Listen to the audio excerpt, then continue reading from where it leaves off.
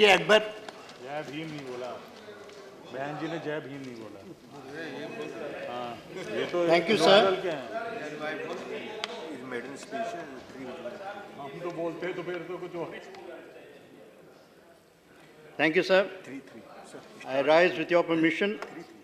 It is always high honor to speak in a chamber that echoes with the sense and sensibility of our modern history. And it is even an higher honor to speak on this occasion when we speak in memory of Dr. Ambedkar. Sir, कई जिंदगियां ऐसी होती हैं जब मैं उनके बारे में पढ़ता हूं तो मुझे लगता है ऐसी जिंदगियां जो हमारे इतिहास को रची हैं, हमें लगता है कि कहीं ना कहीं उनका न्यू जो है किसी एक दर्द में बसा हुआ है। एक समय था और वो कहानी सबको शायद मालूम है कि गांधी जी एक ट्रेन में बैठे थे और वहाँ साउथ अफ्रीका में उनके साथ जो हुआ उसके बेसिस पर वो जो उनके साथ गुजरी, उनके मन पे गुजरी, उनके दिल पे गुजरी, वहाँ से एक नई विजन निकली और जो विजन हमें सारी दुनिया को एक आज़ादी के रास्ते पे ले चली। उसी वक्त, उसी समय एक और कहानी थी जिस कहानी को हम शायद भूल गए हैं, और ये कहानी मैं जब अपनी पार्लियामेंट के लाइब्रेरी में रिसर्च कर रहा था तब मुझे नजर आई।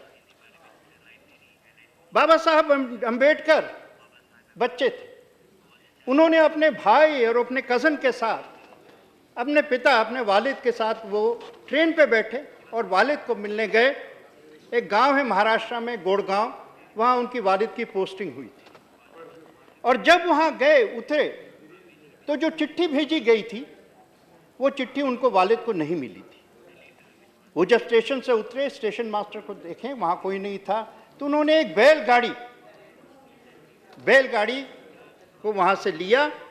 लेकिन कुछ ही क्षणों में बैलगाड़ी के जो मालिक था उसको पता चल गया कि ये दलित हैं, तो उन्होंने अपने बैलगाड़ी से उन्हें उतार दिया। वो भी घटना उनके दिल पे, जो बच्चे के दिल पे लगी थी। स्मारक तो बहुत बनती हैं महानता के ऊपर, मुझे लगता है कि एक दो स्मारक दर्द की भी बननी चाहिए। और उस गांव में जाकर हम एक स्मारक अगर याद दिला दें कि चलो साउथ अफ्रीका में तो रेसिज्म होता था लेकिन हमारे मुल्क में भी कम नहीं होता, और इसलिए है क्योंकि हम याददाश्त जो है हम कभी कभी कमजोर कर देते हैं।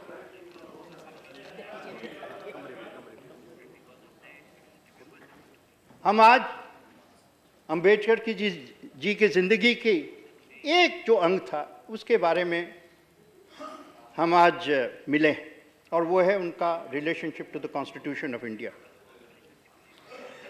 उनको वो प्रिंसिपल आर्किटेक्ट थे, he was certainly not the only architect, लेकिन वो प्रिंसिपल आर्किटेक्ट थे। हम क्यों कहते हैं? एक तो कारण प्रैक्टिकल है। शायद आपको और इस सदन को जान के कुछ आश्चर्य होगा कि उन्होंने सारा ड्राफ्टिंग जो है 141 दिन में ख़त्म कर दिया था। सिर्फ 141 वर्किंग डेज के अंदर ख़त्म हुई। और कभी कभी मैं सोचता हूँ, प्लीज़ आप इसको पार्टिजन मत समझे, कभी कभी सोचता हूँ मैं कि 141 महीने हो गए और हम जीएसटी बिल नहीं पास कर सकते। नहीं, जिसकी भी गलती हो, देखिए मैं सारे सब इस चीज़ में शामिल है। मैं इसमें मैं पार्टिजन नहीं होना चाहता, सच में नहीं होना चाहता।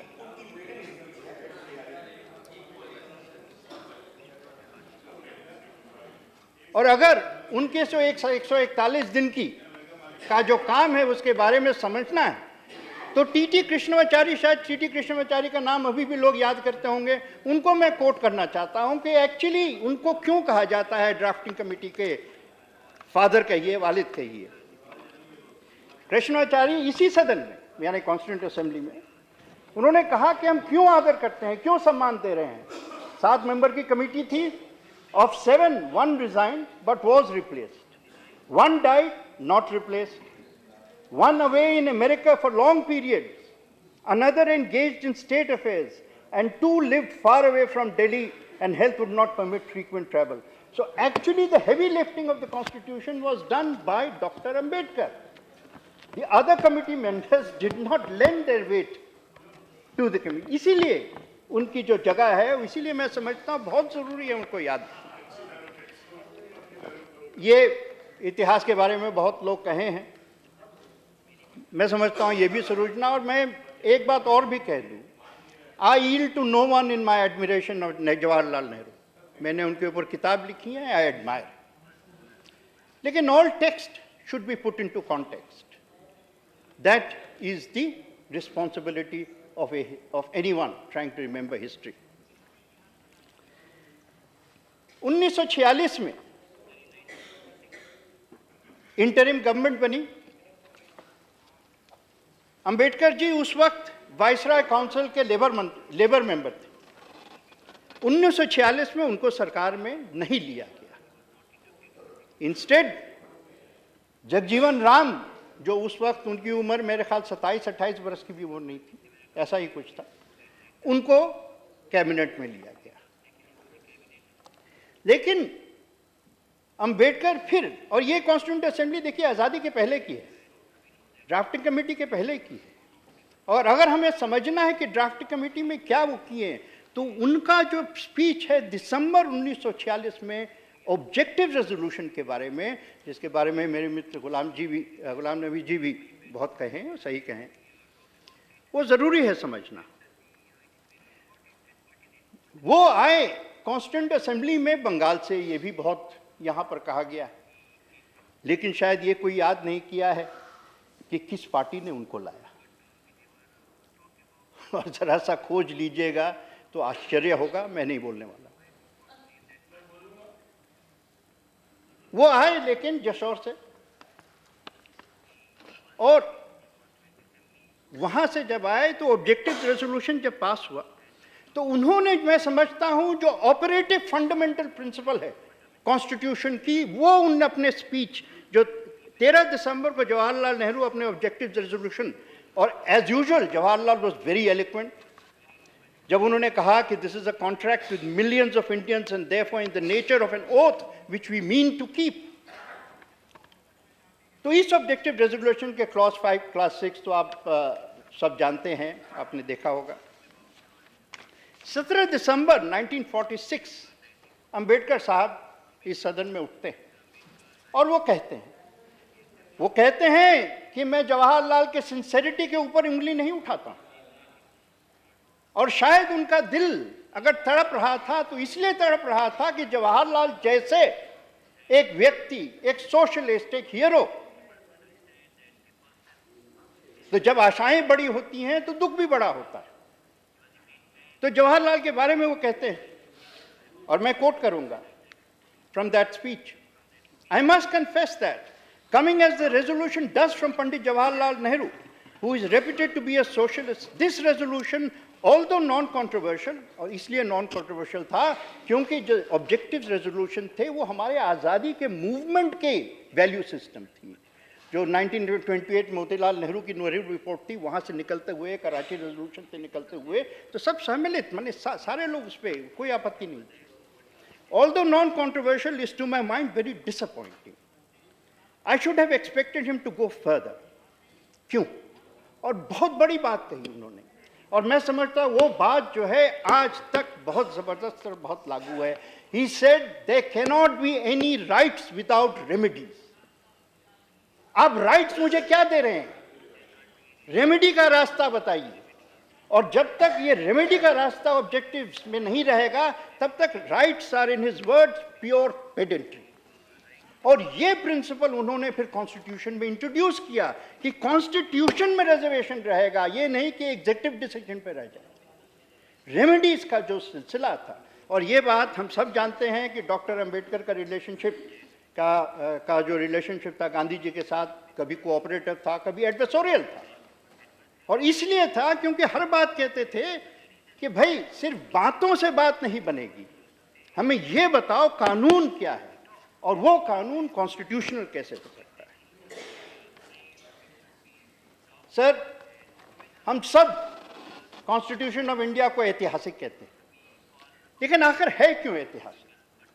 अगर ऐतिहासिक कहते हैं तो हमें एक चीज समझनी पड़ेगी कि we can never say anything is historical without understanding the historical moment in which it was written. और वो कौन सा मोमेंट? वो बहुत जबरदस्त, सारी दुनिया के इतिहास में बड़ा मूवमेंट था। क्योंकि अगर यूरोपियन कॉलोनाइजेशन इस देश से शुरू होती है तो यूरोपियन कॉलोनाइजेशन इस देश से खत्म भी होती है। लेकिन इससे भी बड़ी बात हो रही थी 1950 में, 1947 और 50 में। 1000 साल का इंटरनेशनल ऑर्डर जो है 100 साल के अंदर चूर हो गया। दुनिया के जितने महान एम्पायर्स थे, 1850 या 1840 ले लीजिए, चीन का अगर वाला देना है, और 1960 तक सारे खत्म हो गए। हिंदुस्तान का मुगल एम्पायर, चीन का एम्पायर, सफाविद एम्पायर पर्शिया का, ऑटोमन एम्पायर, ज़ारिस्ट एम्पायर खत्म हो गया। चलते जहां स्पेनिश एम्पायर खत्म हो गया। और उसके बाद अंत में अंग्रेजों ने कुछ वक्त इतिहास से मांग लिया, क्योंकि उन्होंने कॉलोनाइजेशन के जगह पे कई जगह नियो कॉलोनाइजेशन का बना दिया, जन्म कर दिया। What is neo colonization? Neo colonization is the grant of independence as long as you don't exercise it. लेकिन नियो कॉलोनाइजेशन नहीं चल सका। और 1950-1960 के बीच में हर जगह हर एम्पायर, और यही मैं बार बार कहता हूं कि if the challenge of the 19th and 20th century was the challenge against colonization, so फिर the challenge of the 20th and 21st century is what do you do with nationalism? Nation तो मिल गए, लेकिन national के साथ हम करें क्या? ये सवाल बहुत महत्वपूर्ण है।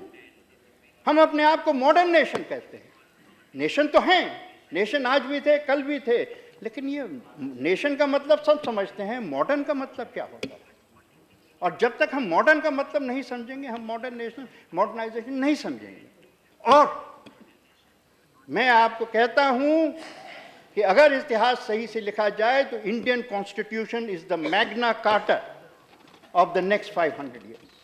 क्योंकि इंडियन कॉन्स्टिट्यूशन जो है इस लफ्ज मॉडर्निटी को डिफाइन किया है। ये क्या है मॉडर्निटी? मॉडर्निटी के 4 बेसिक नॉन निगोशिएबल प्रिंसिपल्स। एक तो है डेमोक्रेसी।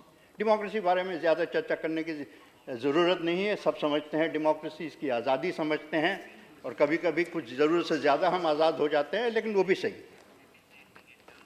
दूसरा, और इस बात को मैं ख़ास अपनी तौर पे अपनी तरफ से इस पे ज़रा सा तवज्जो देना चाहता हूँ। दूसरा, फेथ इक्वालिटी। आप मॉडर्न नेशन नहीं हो सकते हैं जब तक आपने अपने संविधान में फेथ इक्वालिटी का मतलब नहीं समझा है, उसको इंश्राइन नहीं किया है। आज जो दुनिया में लड़ाइयाँ हो रही हैं, जिसके बारे में भी चर्चा हुई है, वो सिर्फ इस पे हो रही है कि एक मुल्क फेथ इक्वालिटी के ऊपर जन्म लिया है और उस पर रहा है, या फेथ सुप्रीमेसी। कई मुल्क हैं हमारे पश्चिम में जिन्होंने फेथ सुप्रीमेसी को मान लिया है। फेथ सुप्रीमेसी अब मॉडर्न देश में नहीं चल सकता है। हाँ, विवाद होता है यहाँ पर लफ्ज़ सेकुलरिज्म का। मैं इसके बारे में बात करना चाहता हूँ। मैं अपने आप को सेकुलर मानता हूँ और इसके बारे में चर्चा ज़रूर करना चाहता हूँ। क्यों? सेकुलरिज्म हमारे कॉन्स्टिट्यूशन में शब्द है, लेकिन इसके मायने क्या है? इसका मायने क्या है? ये यूरोप का निकला हुआ शब्द है। इसके 2 ऑरिजिन्स कहिए, पॉलिटिकल ऑरिजिन्स, 2 सोर्सेस हैं। एक है फ्रेंच रेवोल्यूशन, तो या तो वोल्टेयर और रूसो का मान लीजिए which is separation of church and state, और या तो आप कार्ल मार्क्स का मान लीजिए which is the abolition of church, यानी कि मजहब को निकाल दो, मजहब is the opium of the masses. लेकिन हमारा जो सेकुलरिज्म है वो इन दोनों से अलग है। हमारा secularism is not the abolition. कोई भी यहां पर खड़ा होकर कह दे कि हिंदुस्तान में आप मजहब को हटा दीजिए या धर्म को हटा दीजिए, आप 2 दिन नहीं चल पाएंगे। और ना ही हमारा है। हम जरूर मानते हैं कि the state has no religion, लेकिन द रियलिटी इज कि we believe in the equality of faith rather than the separation और एलिमिनेशन ऑफ फेथ। और ये बात सिर्फ हमारे कानून में नहीं है, ये हमारे ईमान में है।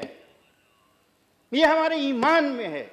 और इसीलिए गांधी जी हमारे सेकुलरिज्म को रामराज कहते थे। क्या गांधी जी कम्युनल हो गए थे जब उन्होंने रामराज का शब्द इस्तेमाल किया था? क्यों उसने इस्तेमाल किया था? क्योंकि एक उदाहरण दे रहे थे कि मतलब हजारों साल से इस जमीन पे सर्वधर्म संभाव है, हमें सर्वधर्म संभाव के लिए किसी और को सीखने की जरूरत नहीं, ये कह रहे थे।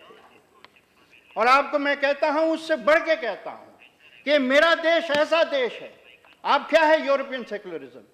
मेरा देश एक वाहिद देश है जहां पे ऑडिबल सेकुलरिज्म है, यानी कि हर सुबह, आज से नहीं 1400 साल से, हर सुबह शुरू होती है बिलाल की आजान से, और उसके बाद हनुमान मंदिर की घंटी बजती है, उसके बाद गुरु का पाठ होता है, और उसके बाद अगर इतवार हो तो चर्च की घंटी बजती है। आप वॉशिंगटन में चले जाइए, लंदन में चले जाइए, आपको आजान नहीं सुनाई देगी, नहीं सुनाई देगी।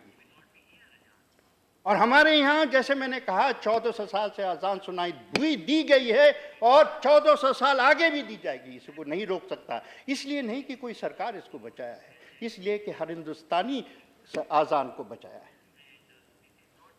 इसलिए। और इसका मतलब है हिंदुस्तान का सेकुलरिज्म। तीसरी बात, जेंडर इक्वालिटी। आप मॉडर्न देश नहीं बन सकते हैं जब तक आपके देश में जेंडर इक्वालिटी नहीं हो सकता है। आपको एक मैं छोटी सी कहानी बताऊं। सर मॉरिस जिंकिन ब्रिटिश राज के आखिरी फाइनेंस मेंबर थे, फाइनेंस मिनिस्टर। उनकी बीवी थी ताया जिंकिन। 1955 या 56 में ताया जिंकिन वापस आई Hindustan as the special correspondent of Manchester Guardian. वो जवाहरलाल नेहरू के सोशल फ्रेंड्स थे, तो उस जमाने में ऐसी सिक्योरिटी नहीं होती थी, वो जवाहरलाल के घर पे आते जाते थे।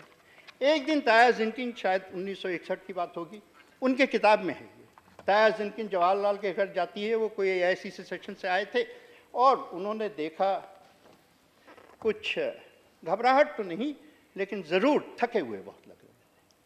तो उन्होंने फिर बात कर छेड़ी, और उन्होंने पूछा जवाहरलाल से कि what is your greatest achievement in life. Jawaharlal थे, आसानी से कह सकते थे कि आज़ादी, फ्रीडम मूवमेंट, हमने आज़ादी दी। नहीं, उन्होंने कहा जो मोस्ट सक्सेसफुल अचीवमेंट जो था मेरा, वो हिंदू कोड बिल था। उसके बाद ताया जिंकिन ने एक सवाल पूछा जिसका जवाब हम आज तक नहीं दे सके। उन्होंने कहा कि आपने हिंदू औरतों को तो इक्वालिटी और एकता दे दी है, आपने मुसलमान औरतों को क्यों नहीं दिया? और जवाहरलाल का जवाब है, उन्होंने कहा you know the time was not right, वक्त उस वक्त सही नहीं था। समझ में आता है, वक्त उस वक्त सही नहीं था। कब सही वक्त आएगा? शाहबानों के ज़माने में सही वक्त नहीं था, कब आएगा? देखिए, मैं फिर कह रहा हूं, और मतलब बहुत दिल से, ज़बान से, यकीन से कह रहा हूं कि किसी भी कौम के ऊपर आप कोई भी कानून थोप नहीं सकते, लेकिन बातचीत तो कीजिए सर, बातचीत तो कीजिए। आप लोगों से बातचीत तो कीजिए। ये तो ना पढ़ना पड़े कि कोई कह रहा है कहां से कि अगर आप इक्वालिटी देंगे तो इस्लाम के खिलाफ है। आज ही अखबारों में है, मैं सुन के इतना मुझे हैरान हो गया। इस्लाम में एक रेवोल्यूशनरी मजहब है, 7वीं सदी में जो इन्होंने औरतों को राइट्स दिए थे कहीं नहीं मिला था। ये वो इस्लाम है। इस्लाम के पहला मुसलमान एक औरत है, उनका नाम है खदीजा। औरतें पहले आई इस्लाम में क्योंकि यहां पर इस्लाम ने उनको राइट्स दिए। आज हम 1400 साल इस डिबेट में हर मुसलमान को औरों से आगे होना चाहिए था, और देखिए हम पीछे पीछे पड़े। तो इसलिए मैं ये नहीं कह, फिर मैं कहता हूं, किसी भी चीज़ को किसी कौम के ऊपर थोपा नहीं जा सकता है, लेकिन ज़बान बंद भी तो रखना कहीं ना कहीं एक गलती है। और एक चौथा, they can not be anything called economic equality, लेकिन इकोनॉमिक इक्विटी ये अगर नहीं होगा तो आप मॉडर्न अपने आप को नहीं कह सकते। इकोनॉमिक इक्विटी का मतलब क्या है? इकोनॉमिक इक्विटी का मतलब है कि गरीब समझें कि ये जो राइजिंग इकोनॉमिक ग्रोथ है उसके हिस्सेदार हम भी हैं, यानी कि गरीब देखिए बेवकूफ़ नहीं होता है, वो नहीं समझता है कि मैं झोपड़ी में पैदा हुआ और मैं महल में मरूंगा, बेवकूफ़ नहीं। आपने गरीब को तालीम नहीं दी है, इसका ये मतलब नहीं है क्या वो बेवकूफ़, लेकिन इसका हक है ये कहना कि अगर मैं पैदा हुआ था 2 रोटी खाते हुए तो मरने के वक्त क्या मेरे नसीब में 4 रोटी नहीं होगी? हक है कि नहीं? क्या अगर छत नहीं था तो छत नहीं होगी? बड़े आंकड़े निकलते हैं। 1950 में बिलो द पॉवर्टी लाइन का 65% था, आज 30% है। देखिए, अगर आप और हमारे तरह 3 वक्त का खाना हम खा चुके हैं और चौथे वक्त का इसलिए नहीं खा रहे हैं क्योंकि डॉक्टर ने कहा कि चौथे वक्त का खाओगे तो पेट खराब हो जाएगा, तब तो बड़ा अच्छा लगता है कि या हमने 60 से लेकर 30 कर दिया।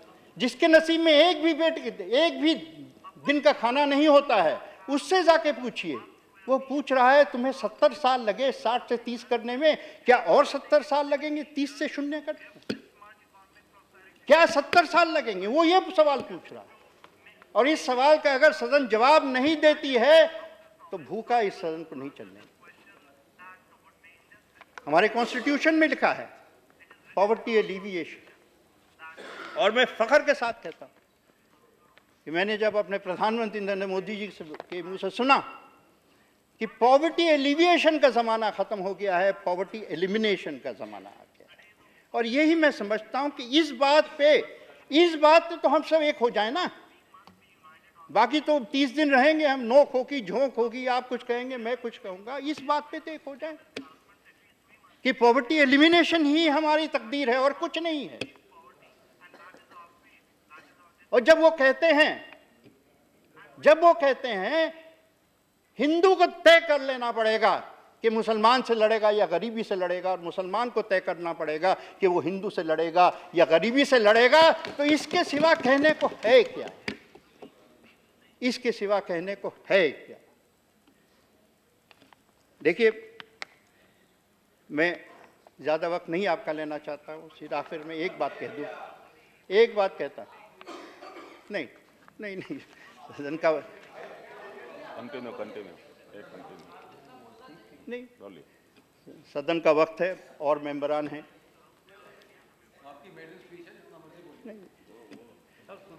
तो देखिए, अगर हम अपने आप को मॉडर्न एक नेशन बनाना चाहते हैं तो सारे पार्टियों से मेरी अपील है, आपको एक चीज तय करना पड़ेगा। इलेक्शन जो है होंगे, हर 3 महीने होंगे, हर 6 महीने होंगे, हर साल होंगे। हमें सदन में तय करना पड़ेगा कि हम जो इलेक्शन लड़ रहे हैं वो पिछले 25 साल का आखिरी इलेक्शन है या अगले 25 साल का पहला इलेक्शन। जिस दिन ये सफाई हो जाएगी दिमाग में, उस दिन मैं कहता हूं विवाद भी नहीं रहेगा, क्योंकि अगले 25 साल का जो इलेक्शन है वो गरीबी का इलेक्शन है, वो मजहब का इलेक्शन है, वो जो बांटता है उसका इलेक्शन नहीं है, वो जो जोड़ता है उसका इलेक्शन। और जहां से भी आवाज उठे, ये जो है विवाद खत्म होके हम कहीं ना कहीं, डॉक्टर अंबेडकर 1950 में उनकी अपनी पार्टी थी डिप्रेस क्लासेस, उनको बॉम्बे का एक बहुत बड़ा जश्न हुआ, उनके नाम के ड्राफ्टिंग कमेटी का काम ख़त्म हो गया था। वहाँ पे एक gold aged copy of the constitution, draft constitution उनको दिया गया, तो उन्होंने सिर्फ एक बात कही, रिमेंबर अपनी कम्युनिटी को, कहते हैं मैं जानता हूं तुम किस पीड़े से निकले हो। खुद उनको अपना दुख था। मैंने जो कहा फिर दोबारा कहूंगा कि महाराष्ट्र में जाके स्मारक तो बहुत बने हैं उनके महानता पे, कहीं एक स्मारक तो उनके दर्द पे बनाइए। वो कहते थे सब कुछ सह के, उन्होंने कहा कि अपनी कम्युनिटी की बात तो ज़रूर कहो, लेकिन अब तुम्हारी कम्युनिटी से एक चीज़ बड़ी है, तुम्हारा देश। अगर इस बात को नहीं याद रखोगे तो your independence will be in jeopardy, your freedom will be in jeopardy. आज our freedom is not in jeopardy, but maybe our future is in jeopardy. और मैं एक बार और जाते जाते एक और कह दूं, ये सवाल का जवाब जो है, ये सवाल का जवाब यहाँ का यूथ, हमारे मित्र प्रफुल्ल पटेल ने अभी जिक्र भी किया, यहाँ का यूथ इस सवाल का जवाब जानता है। उसको चाहिए अगले 25 साल का इलेक्शन, अगले 30 साल की दिशा।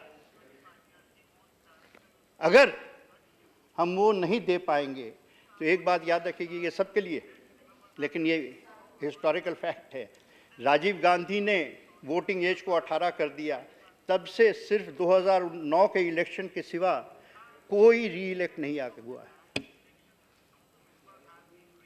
कोई भी सरकार 2009 के सिवा री इलेक्ट नहीं हुई है। 2019 में दूसरी बार होने वाला है, लेकिन वो अलग बात।